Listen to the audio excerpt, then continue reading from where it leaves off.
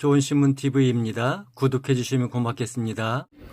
제가 이런 강의 처음이라서 뭘 강의할지 굉장히 준비하려고 힘들었습니다. 처음에 요청받은 것은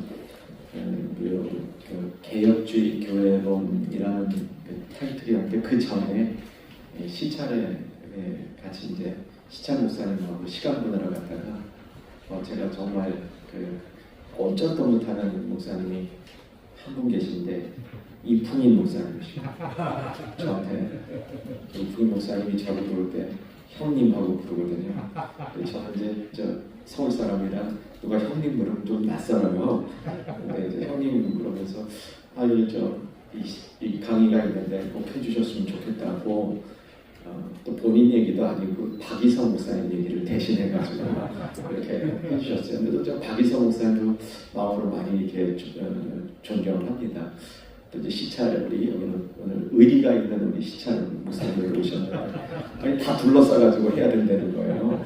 저는 그냥 뭣도 모르고 하겠습니다. 그래서 한 30분 평소에 생각하는 얘기 해달라고 그랬는데 이 받아보니까 50분 개혁주의 교회론 저 머리에 막 쥐가 나는 거예요. 그래서 저는 이제 조직신학적인 이런 생각을 많이 정리를 해보진 않고 좀 더 많이 성경과 씨름하는 자리에 있기 때문에 무슨 논자 들어가면 제가 어렵습니다. 그래서 이제 좀 할 수 있는 게 뭘까 생각하다가 사도행전에 나오는 교회를 론처럼 하면 되겠다. 이렇게 꾀를 부렸는데 오늘 모이는 분들과 이 정황을 다시 이렇게 알아보니까 이거야는 안 될 것 같아요. 그래서 다시 원래 로 돌아가서 근데 무슨 개혁주의 교회론이라기보다는 이 시대에 다 같이 고민하고 목회를 해가는 우리들이 우리 교단, 합동교단의 목회자로서 어떠한 이 교회적인 과제들을 좀 다루면 좋을까 이런 문제 한두 가지를 좀 생각해 보려고 합니다. 장례 정돈이 안 된 것 같아서 조금만 기다리겠습니다.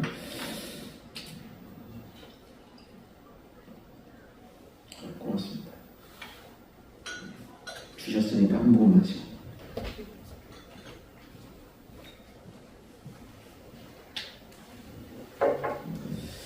그래서 이제 강의를 하려고 보니까 또 너무 많은 거예요. 뭘 해야 될지. 어저께 저희 비서 목사님들이 그러시더라고요. 오늘 뭐 하실 거냐고. 그래서 제가 일단 등단해서 목사님들 얼굴 뵙고 어떤 분이 오시고 무슨 필요가 있는지 보고 정해겠다고 그렇게 했는데 한 많으면 3꼭지 적으면 2꼭지 이렇게 해보려고 합니다. 첫 번째 꼭지는 작년에 많이 저는 다루었던 문제였는데 우리나라 교계가 축소 사회를 맞이한다. 이 축소 사회를 맞이할 준비가 우리들한테 잘 안 돼 있는 것 같다. 요게 제가 많이 던진 화두였습니다. 그래서 국민일보 등등에서도 작년에 이 주제를 많이 다뤄서 올해를 대비했었는데 이런 얘기죠. 우리는 코로나 이전에 탈기독교 이 도전을 많이 받았습니다. 그러니까 성도들이 기독교에서 이탈하려고 하는 거죠. 아니면 사람들도 기독교를 멀리하는 거고 이게 이제 대표적인 표현이 가난한 성도입니다. 나는 성도는 성도인데 교회는 안 나가. 그래서 이제 이게 탈기독교 현상을 한마디로 요약하면 가난한 성도다 이렇게 보시면 될 것 같아요.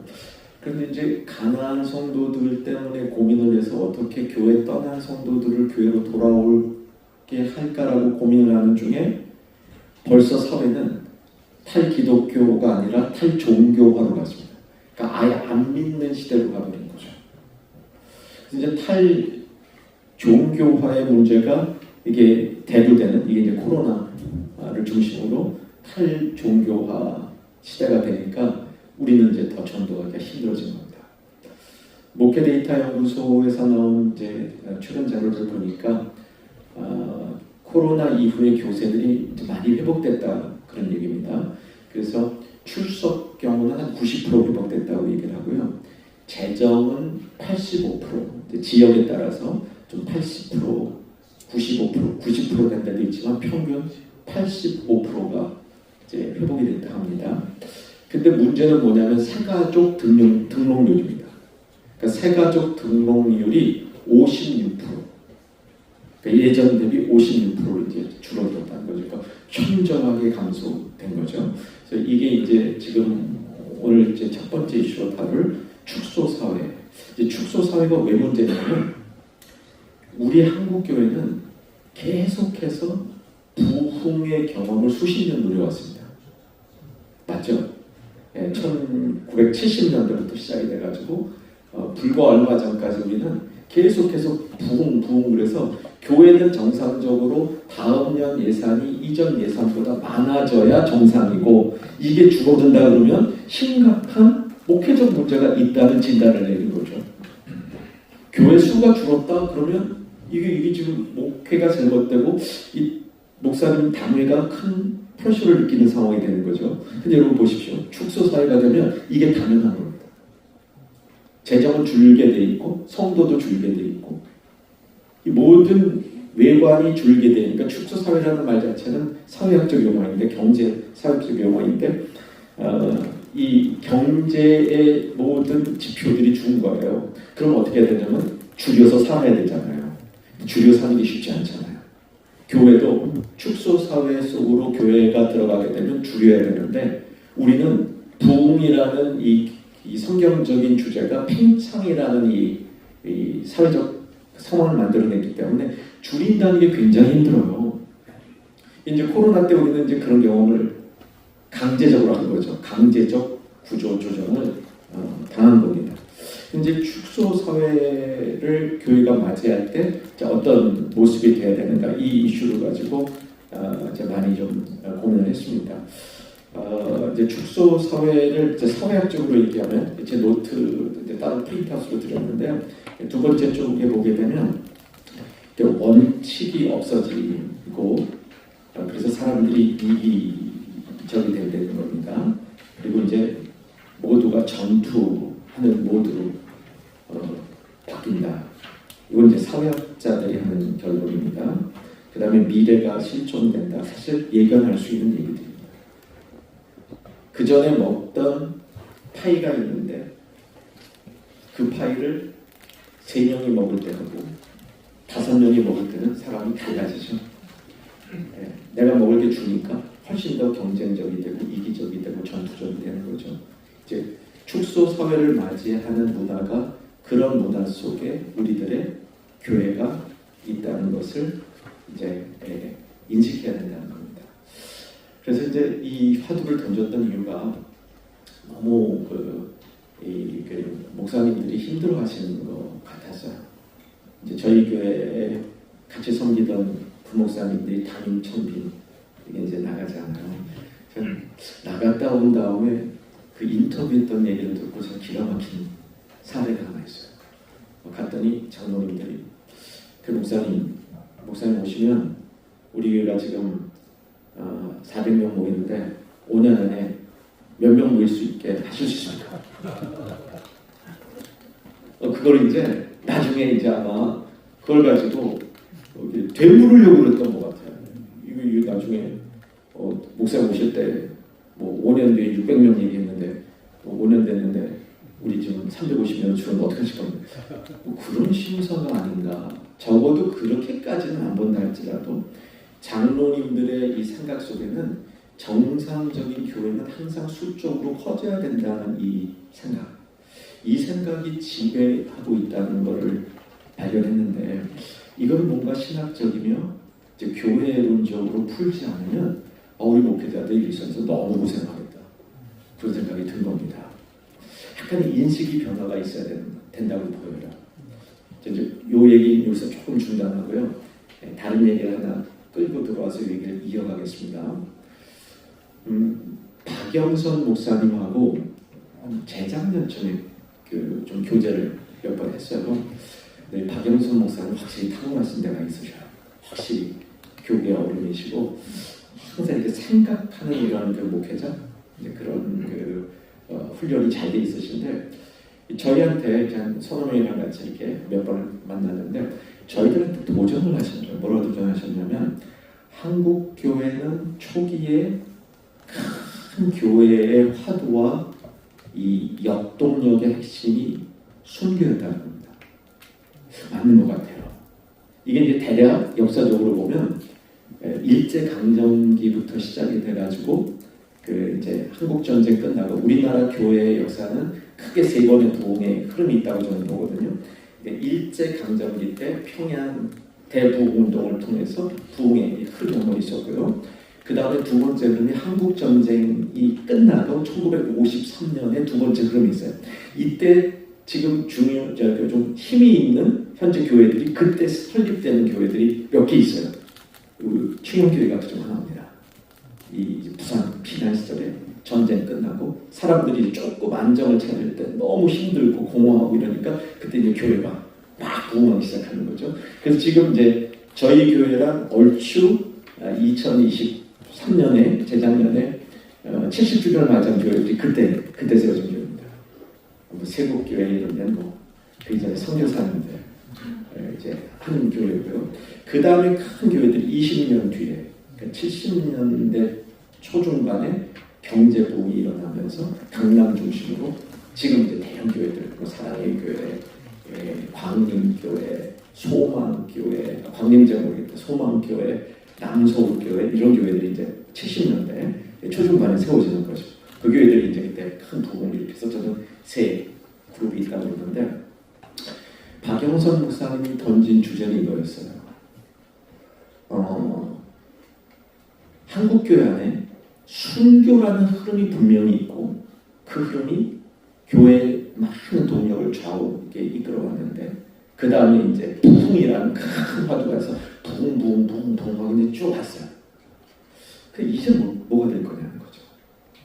이 축소 사회라는 사회 현실이 우리에게 다가오고 있는데 그러면 이전에 사회가 경제적, 인구적 팽창이라는 큰 이 후광을 입고 교회들이 막 성장했는데 이게 유일한 교회 모델이라면 앞으로 맞이할 이 사회 현상 속에서 그럼 그 다음은 뭐예요? 앞시대가 경험했던 그런 부흥의 이런 물결이 분명히 사회 현상적으로 일어날 수가 없어 보이는데 인구가 절벽인데 어떻게 20년 뒤에 30년 전에 있었던 부흥하는 그런 모델을 가져갈 수 있을까? 안 되는 게 뻔하잖아요. 근데 박영선 목사님의 도전은 뭐였냐면 그렇다면 지금의 교회들은 순교라는 우리의 큰 밑바탕 정신과 부흥이라는 또 다른 이 두 개의 큰 정신을 아우르는 뭐가 그 다음에 제시돼야 되지 않겠냐. 그런 도전이었습니다. 제가 시간이 어떻게 될지 모르겠는데 제가 책을 엊그제 발견했 문제를 받았는데 서만수 선교사님이라고 혹시 아세요? 서만수 선교사님은 충영교회가 파송한 1호 선교사님이고 1971년도에 GMS 1호 선교사는 아닌 실은 것 같아요. 근데 GMS 1호 원로 공로 선교사시고요. 아주 초창기에 인도네시아로 파송된 분이고 당시에 김창인 원로 목사님께서 이분을 전적으로 밀어줬습니다. 그 밀어준 재정 지원이 요즘으로 봐도 상당한 액수에 해당하는 돈을 이분에게 밀어드렸어요. 밀어드렸는데 사업도 잘 하시는 걸로 알고 있습니다. 이제 소천하시고 1년 뒤에 이 책을 내셨는데 김창인 목사님이 글을 쓰셔갖고 제가 아주 유심히 읽었습니다. 뭐라고 쓰셨냐면요. 이제 서만수 선교사님이 김창인 목사님한테 와가지고 제가 이제 선교사로 가겠습니다. 그랬더니 이제 우리 김창인 목사님이 특기세요. 특기인데요. 제가 평소에 들은 이 설교 이 번수가 많지 않아서 어투는 흉내를 못 내겠습니다. 그냥 이제 너 죽을 수 있니 그거예요. 너 죽을 수 있니. 이게 순교시다. 제가 인도네시아에 갔을 때 서만수 선교사님이 세운 교회가 자카르타 한인교회입니다. 자카르타 한인교회의 어떤 모습을 보면 충영교회보다 더 충영교회적인 데가 있어요. 이분이 이제 한국 충영교회에서 훈련을 받고 작가를 타는 교회를 세웠는데 그걸 이제 충영교회식으로 이렇게 이끄시 하신 거예요. 근데 거기에 장로님이 저한테 그러는데 저는 김창희 목사님이 장로 임직할 때 안수를 주셨는데 딱 안수하러 올라갔더니 장로 이제 임직 안수하러 올라갔더니 딱 잡으시더니 여기서 같이 죽읍시다 그러더래요. 그리고 자기는 그때 온몸에 전율이 오면서 내가 순교해야지 그랬대요. 이게 순교신앙인데 이게 순교. 저도 사실 여기까지 잘 몰라요. 제 세대만 해도 이 김창인 목사님 시대의 목사님들이 어떤 순교적 신앙을 가지고 목회를 하셨는지 저도 잘 몰라요. 이렇게 지금 겁내 듣는 거죠. 근데 이제 서만수 선교사님한테도 똑같이 하신 것 같아요. 너 죽을 수 있니? 그랬더니 이제 서만수 선교사님이 대답을 하셨나 봐요. 네. 그러니까 그러면 내가 2개를 부탁한다. 그러면서 첫째, 땀과 눈물을 흘려라. 땀을 흘리며 눈물을 흘려라. 이게 순교신앙의 맥이에요. 열심히 일하면서 땀을 흘리고 그 땀만 흘리는 게 아니라 눈물도 흘려라. 2번째가 뭔지 아세요? 인도네시아에 갔으니 인도네시아 시민권을 받으라. 그리고 거기서 죽어라. 돌아오지 말아라. 돌아오지 말아라는 얘기는 많이 들었어. 근데 인도네시아 시민권을 받으라는 얘기는 좀 많이 안 들었어요. 선교학적으로 보면 꼭 선교사가 그 나라에서 묻혀야 좋은 건 요즘 아니라 그래요. 그렇죠? 꼭 어느 나라 묻혀야 되는 건 아닌데 정신을 얘기하는 거예요. 정신, 그렇죠? 순교 정신. 이게 한국 교회 이렇게 쫙 깔려 있는 정신이란 말이죠. 그 위에 이제 부흥이라는 게 오면서 이게 터진 거죠. 순교 부흥이 이렇게 막 터진 거예요. 그래서 교회가 막 팽창한 거예요. 자, 이게 그다음 고민이 얼마나 심각해요. 자, 이제는 이 팽창이라는 게 경제적, 사회적으로는 안 되는 게 뻔한데, 그냥 우리 믿음으로 키운다 하고 주실 거야. 우리 교회는 10배가 할 거야. 우리 교회 선교사 10,000명 파송할 거야. 이런 거 그냥 밀어붙여 보는 건 되는데, 이게 진짜 이게 믿음인가? 이러한 현실 속에서 과연 우리는 우리에게 유산으로 주어진 순교와 부흥의 정신을 어떻게 살려볼 것인가? 이게 이제 큰 이제 관심인 거죠. 그래서 축소사회 문제를 그런 관점에서 다룬 겁니다. 그래서 이제 제가 글을 많이 쓰지는 않았는데 결국 결론은 결국 방법이 없더라고요. 본질로 돌아가는 거예요. 본질로 돌아가는. 그래서 이제 이 문제를 가지고 고민하는 사람들이 내리는 이제 작은 결론들은 뭐냐면 성도 한 사람 한 사람이 잘 준비되고 세워져서 그 사람들이 자기 삶의 자리, 자기의 현장, 일터 이런 속에서 그리스도인으로 잘 살아가는 것, 교회가 그것을 잘 돕고 세우는 것이 이 시대의 대안일 것이다. 저도 그런 결론에 도달했고요. 제가 아직 다 공부를 마무리하지 못했지만 보고 있는 학자들 중에도 그런 걸 결론으로 도달하고요. 내용이 더 치밀합니다. 이제 혹시 시간이 되면 잠깐 그 설명 드릴 건데요. 우리가 단순히 생각하는 성도가 삶에서 잘해야 돼. 이 정도에서 더 치밀한 어떤 신학적인 받침과 사회학적인 이런 이론들이 이제 들어가줘야 되는 거죠. 근데 결론은 그렇게 가는 게 아닌 것 같아요. 이러기 위해서 지금 이제 탈기독교, 탈종교적인 힘, 이 힘의 근원인 세속주의 혹은 다원주의를 잠깐만 이제 살펴보려고 합니다. 기독교는 정상적이라면 세속주의로부터 핍박을 받게 되어 있습니다. 예수님도 말씀하셨죠. 너희가 내 자녀인 거로 세상이 너희를 핍박하는데 이상하게 생각하지 말라. 그렇지 않아요? 근데 그 당시에는 예수를 믿는다는 신앙 때문에 받는 핍박이었다면 이 시대는 문화전쟁이잖아요. 문화전쟁인데 그럼 이게 아주 어려운 얘기가 아니에요. 아주 간단한 얘기입니다. 1789년에 프랑스 대혁명이 일어나면서 뭐 계몽주의 이런 것들이 다 일어났단 말이에요. 이게 딱 일어나면서 세속주의가 나갈 방향을 볼 때 기독교가 제일 큰 걸림돌인 거예요. 왜냐하면 이 기독교는 우선 성생활의 자유로운 거를 용납을 못해요. 근데 이 소위 계몽주의 뭐 이렇게 나가가지고 세속에서 산 사람은 재밌게 살아야 되는데 그 재밌게 살아가는데 성적인 타락이 안 들어갈 수가 없는 거예요. 그게 이제 제일 먼저 터져 나오는 게 예술이란 말이죠. 예술, 미술, 음악 이런 게 통해서 그거 하는 예술가들은 이거를 하라고 못 참아. 근데 그걸 하라고 얘기하는 힘이 어디냐면 기독교야. 그러니까 기독교를 이걸 이제 부셔버릴 수는 없고 기독교의 힘을 제한시켜야 자기네들이 소위 말하는 방종적 자유를 누릴 수 있는 거란 말이죠. 그래서 뭐 이런 성관계도 뭐 동성도 다 거기랑 관련돼 있고 뭐 이런 중에 이제 뭐 다윈이즘이 뭐 받쳐주고 막 다원주의적 신학이 막 나오고 이러니까 이제 거기에 기독교가 몰린 건데 잘 들어보세요.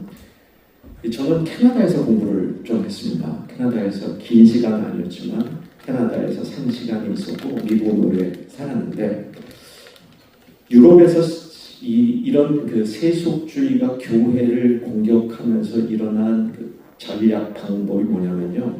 예수 믿지 말아라. 예수 믿으면 감옥 간다. 이런 얘기는 안 했어요. 지극히 멋있어 보이는 자유적인 삶에 대한 동경을 하게 만들고 그 다음에 믿음은 교회 안에서 신나게 너희들끼리 믿어라. 이거였어요. 니네가 믿는 공간 안에서 하는 종교 행위는 완벽한 자유가 있지만 그걸 가지고 밖으로 나오는 건 용납이 안 된다. 밖에는 모두가 사는 공간이므로 용납이 안 된다. 그러면서 이제 점점 밖의 세계의 주도권을 다 잡아버린 거야. 이렇게 기독교는 유럽에서 소외가 됐고 그 다음에 캐나다고 그 다음에 미국이고 그 다음에 한국인 거죠. 그게 뻔히 보이지 않나요? 저는 미국에 살다가 캐나다 잠깐 가니까 캐나다가 더 그렇더라고요. 아마 목사님 유럽에 계셨으니까 유럽 가면 더 할 것 같아요. 이런 모양으로 들어온 우리나라도 이제 이렇게 하는 거죠. 교회 안에서만 잘 믿어라. 이거죠. 그래서 우리는 교회 안에서만 잘 믿어라라는 이 메시지가 거의 학계, 그 다음에 교육 이쪽을 다 지배하는 거예요. 이게 맞다고 애들이 다 배우는 거야. 믿는 건 자유인데 믿는 거 보고 다른 사람 방해하면 안 되고 믿는 사람들끼리 이렇게. 그러니까 이제 전도 이런 게 이제 약해지는 겁니다. 요 흐름 안에서 우리가 뭘 해야 될 거냐? 결국은 생활 안에서, 삶 안에서 내가 살아내는 것을 통해서 이 또 다른 순교와 부흥이 접목된 새로운 타입이 나와야 된다는 게 이제 그 대안입니다. 대안. 이게 이제 또 하나 뭐랑 물리냐면요. 이렇게 또 물립니다. 교회가 막 부흥하던 80, 90년대, 2000년대 이때는 정말 사회적으로 볼 때 교회가 굉장히 힘이 있는 사회기관이었습니다. 무슨 얘기였냐면 교회가 하는 구제, 교회가 하는 어떤 이런 그 사회적인 일들이 숫자로 얘기하자면 한 교회가 한 100억 정도 사회에다가 기부하면 굉장히 큰 일을 할 수 있었습니다. 정말 온 사회가 떠들썩하는 일을 할 수 있었습니다. 그런데 요즘은요. 강남구청장이 몇 년 전에 저희 교회 방문하셨어요. 그래서 이제 대담하다가 뭘 좀 도와드릴까요? 서로 이제 뭘 좀 도움을 주고받을까 얘기하다가 저는 별 도와드릴 될 게 없어가지고 저 주일날 교회 근처에 주차한 거 좀 티켓 좀 띄지 말라고. 주일날 시간만큼만 좀 띄지 말라고. 그러겠습니다. 그래서 그 다음 얘기가 기가 막혀.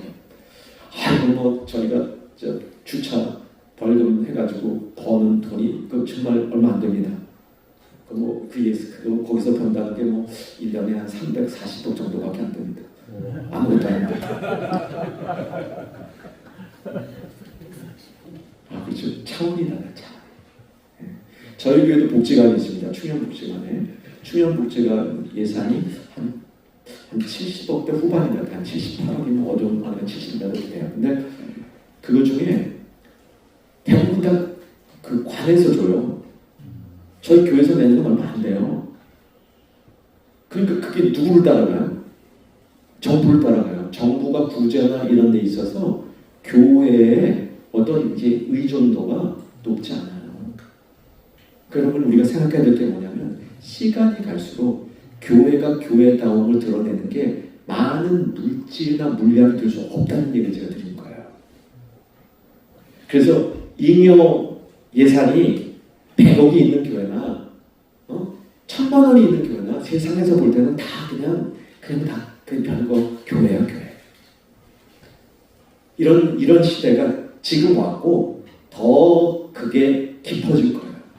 그래서 어느 교회가 무슨 일을 했다 이건 교단 신문에서나 관심 있는 일이고 세상 신문에서는 어느 교회가 몇십억 이건 관심 없단 말이에요.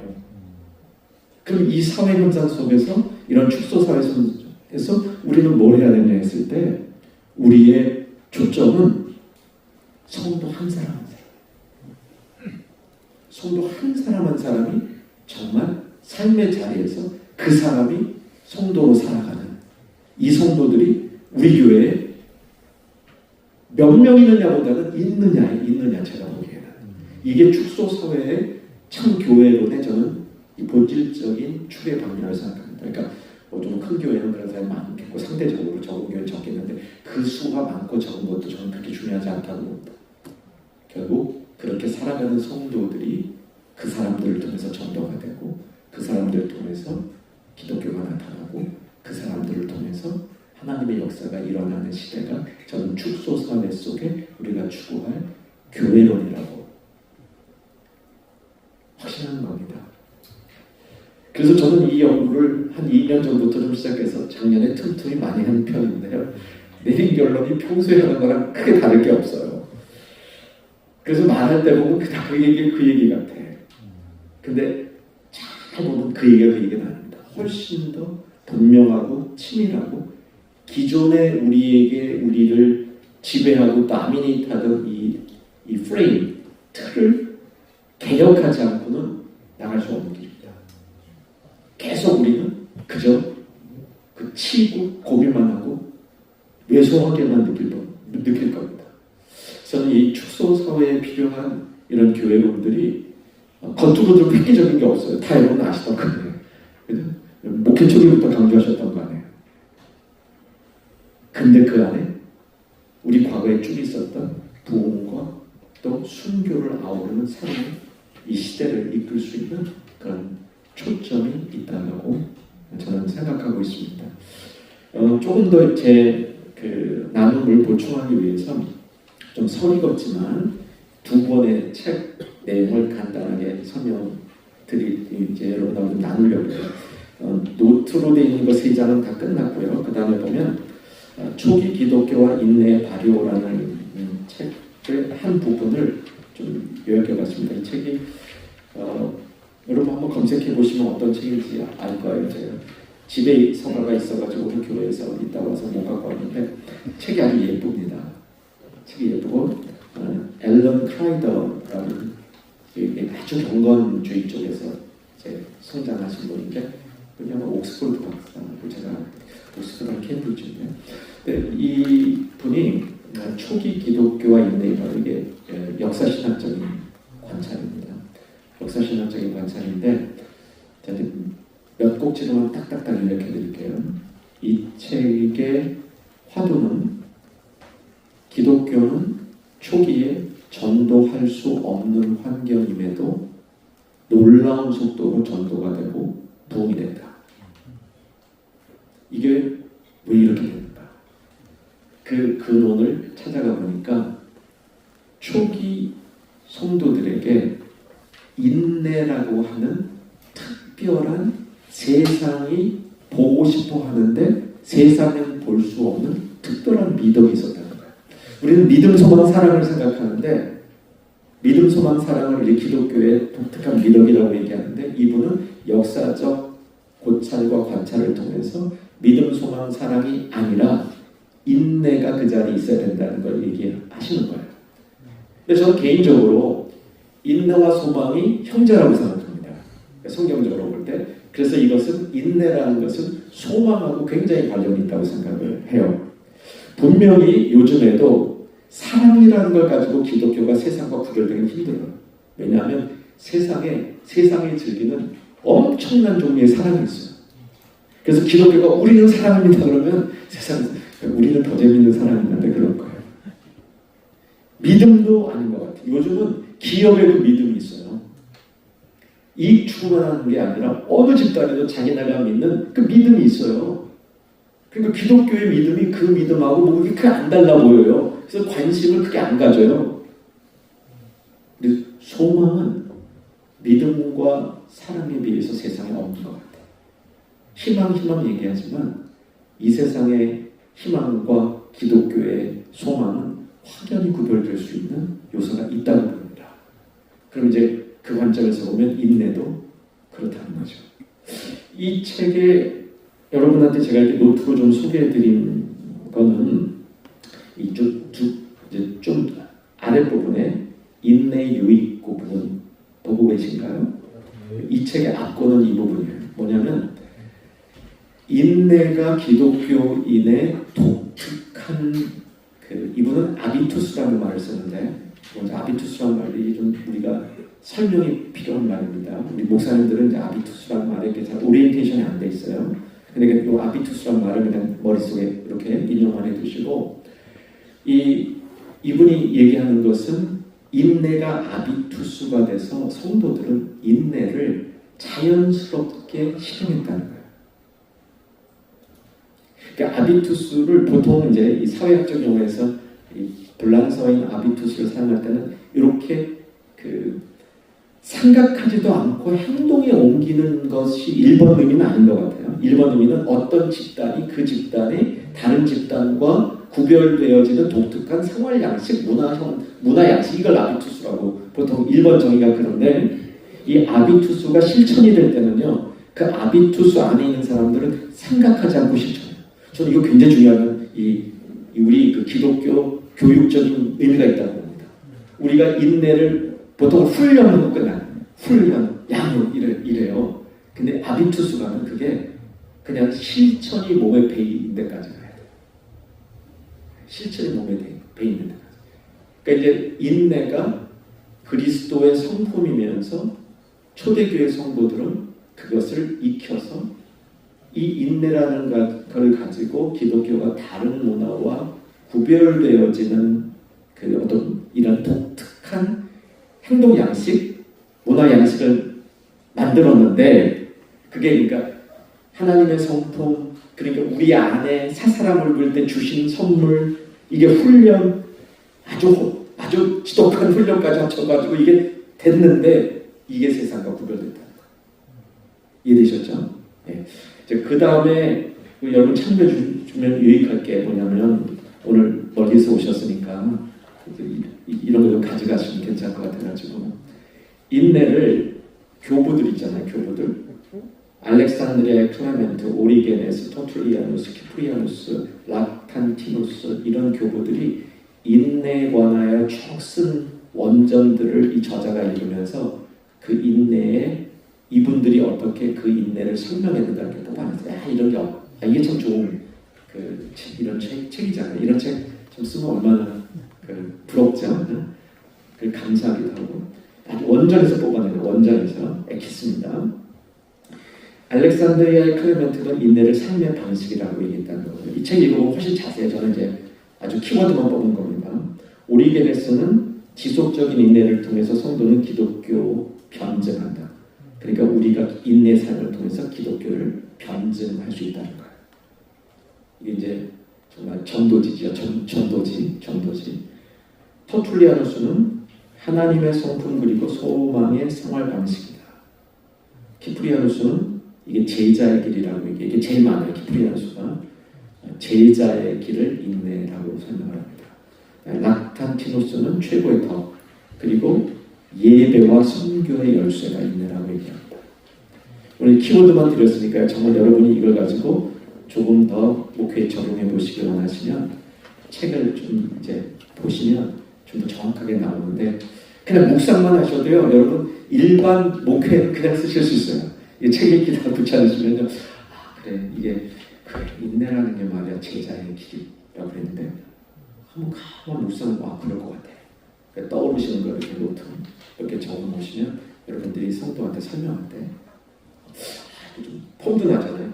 키프리한 무슨 인내를 제자의 길이라고 다 그랬는데, 내가 묵상해보니까 이렇게 해서 제자의 길이로 갔습니다. 그럼 우리 딱 설득이 되잖아요. 이제 그러면서 이 인내가 발효가 됐다는, 발효라는 표현이 있어요. 발효라는 게 불불 끄는 거예요. 불불 끄는데 이게 분명히 어떤 원리대로 발효가 되는데 그 아주 세밀한 포뮬라는 우리는 모르잖아요. 분명히 발효가 됐고 틀림없이 발효가 되는데 어떤 식으로 발효가 됐는지 통제도 안 되잖아요. 그래서 인내의 발효라는 말을 써요. 초기 기독교의 성장은 인내가 발효하듯이 터져나간다. 이 책에 이렇게 두껍습니다. 만만치 않은 책입니다. 그 책의 핵심이에요. 자, 이제 제논지로 돌아올게요. 초대교회의 성도들이 삶에서 인내의 발효를 통해서 기독교를 로마 제국을 정복하는 그런 힘으로 이렇게 전환시킨 것처럼 이 시대에, 이 축소사회 이 시대에 가장 본질적인, 좀 전에 나누었던 성도 한 사람 한 사람을 훈련해서 그 사람들이 삶의 자리에서 성공함으로, 그게 결국은 우리 신앙과 믿음을 변증하고 전도하고 실질적 교회의 역할을 감당하는 것이다. 이 원리는 이 시대에 우리가 논하고 있지만 사실은 기독교 선교 초기부터 있었던 거죠. 이 말씀을 좀 정리해서 드리고 싶었던 겁니다. 하나 더 할게요. 하나 더 하면, 이 책은 제가 소개받은 지 몇 주 안 됐어요. 기독교는 세상을 어떻게 변화시키는가? 기독교는 세상을 어떻게 변화시키는가 하는 책이고요. 노트는 마지막에 한 장 더 노트 있어요. 제임스 데이비슨 헌터라는 저자입니다. 여러분 혹시 피터 버거라는 분 들어보셨어요? 그분도 아주 유명한 사회 종교학자인데, 피터 버거의 제자예요. 피터 버거의 제자인데, 신국원 교수님이 이렇게 추천해 주셔가지고 이제 책을 만나서 지난 월요일날 하루 이 책을 열심히 읽었습니다. 아직도 읽는 중에 있습니다. 만만치 않잖아요. 지난 월요일날 열심히 4장 읽었습니다. 4장. 근데 아주 핵심만 뽑아서 읽었습니다. 제가 볼 때 이 책의 핵심 딱 뽑아서 읽었습니다. 잠깐 그냥 여담으로 나누는데, 저는 이렇게 책을 읽기 시작하기 전에 항상 목차를 제일 먼저 봅니다. 목차 가지고 1시간 정도 실험합니다. 목차만 가지고, 목차 보면서 잔뜩 써놔요. 책 읽기 전에. 제 나름대로 이제 미리 다 이렇게 저자가 어떤 식으로 전개할까 좀 생각도 해보고, 내가 저자라면 요거를 이렇게 쓸 테니까 미리 생각하고 이제 책을 읽는데, 이 책에 제가 보니까 키포인트는 이거예요. 이건 이제 여러분이 동의하실 수도 있고 안 하실 수도 있어요. 지금 같은 현실에 관심 있는 분들한테는 여러분이 동의하시든 안 하시든 하나의 이런 여러분의 마음의 토론거리는 이분이 제공해 줄 거예요. 저는 그렇게 보였어요. 이 책이. 이 책에 아직 제가 안 읽은 부분인데, 이 책의 굉장히 중요한 부분이 뭐냐면, 기독교가 정치 현실에 참여해서 세상을 바꿀 수 있는가, 그 문제를 다루고 있어요.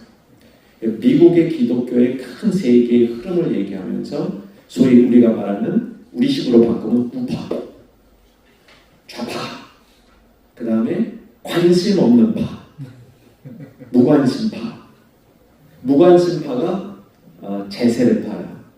여러분 아마 잘 저도 익숙하지 않아요. 제세르파는 그러니까 이 대표적인 미국 신학 흐름의 우파, 좌파, 그 다음에 무관심파. 이건 지금 기독교 아니에요.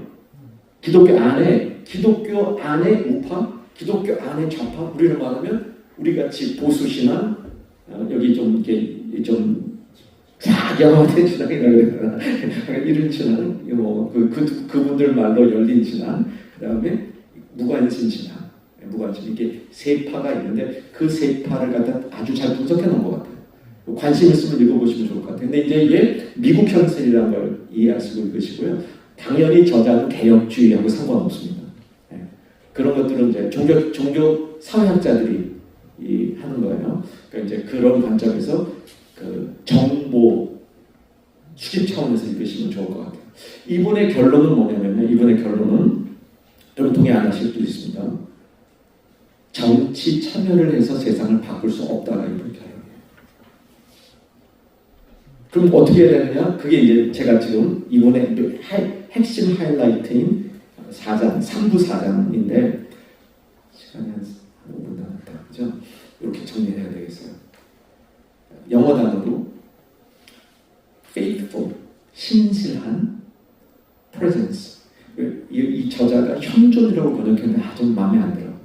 현존이라는 말로 번역하기는 어려워. 이게 영어의 뉘앙스를 우리말로 바꿀 수 없는 것 같아요. 그러니까 신실한 현존이라고 여기 책에 번역했는데 신실한 것까지는 맞는데 현존은 아닌 것 같아요. 이제 곧 제가 설명해 드릴게요. 영어의 presence라는 말이죠. presence. 영어의 presence가 양방향으로 이 저자가 다룹니다. 하나는 하나님이 우리와 함께하는 임마누엘이죠.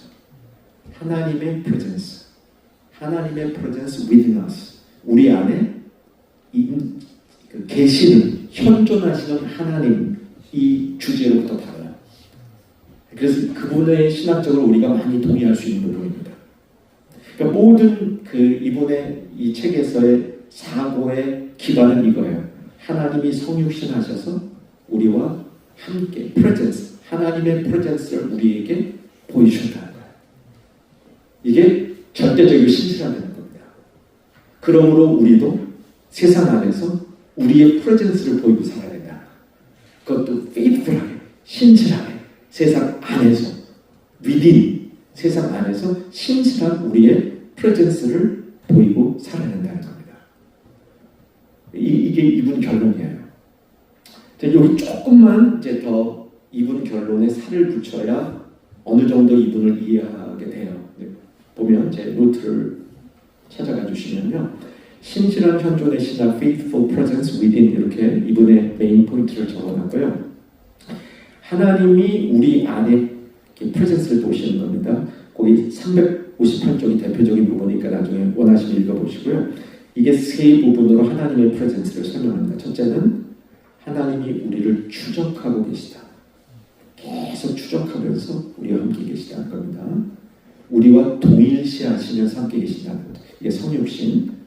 그 다음에 생명을 제공하시고 희생적인 사랑을 보여주심으로 우리와 함께 하신다는 겁니다. 그 다음에 우리가 그러면 어떻게 하나님의 일에 참여할 건가? 하나님의 일에 참여하는 것을 세상 속에 기여하는 걸로 얘기하는 겁니다. 그래서 presence예요. 하나님 일에 참여하는 것이 세상의 presence로 나타난다. 여러분도 오늘 오신 분들 이렇게 뵈니까 다른 분들 다 감사한다. 특히 우리 시찰의 분들 얼마나 faithful해요. 우리 시찰 우리 멤버들이 이거 하신다고 오셨잖아요. 오셔서 여기 이렇게 앉아 계시잖아요. 이게 presence예요. 근데 그냥 앉아만 있으면 안 되고 faithful하게 앉아 있죠. 내가 여기서 뭔가 나에게 주어진 일과 소명이 있으니까 여기 앉아 있다. 그럼 이게 그 신실한 참여, 현존이 되는 거죠. 그런데 우리가 하나님 일에 참여하려면 이게 참여 방법이 나 혼자 뛰어들어가는 얘기가 아니라는 겁니다. 나 혼자 뛰어들어가는 게 아니고 내가 정말 이렇게 하나님의 프레젠스를 내가 경험하고 가졌다면 나의 이 몸이 공동체의 프레젠트가 돼야 돼요. 공동체의 기여가 돼야 되고 그 공동체가 사명을 위해서 드려져야 되고 그 다음에 사회적인 역량을 위해서 드려져야 된다. 이 세 단계로 얘기를 하는 겁니다. 그래서 이제 총 결론을 묻고 보면 이분이 그냥 혼자 내가 은혜 받고 밖에서 이렇게 혼자 이렇게 사는 이런 그 신앙을 얘기하는 게 아니고 몸이라는 걸 중심으로 단단하게 유기체가 된 신앙으로서의 교회. 이건 이제 이분 얘기가 아니라 제 이제 해석이 들어가는 겁니다. 제 결론인 겁니다.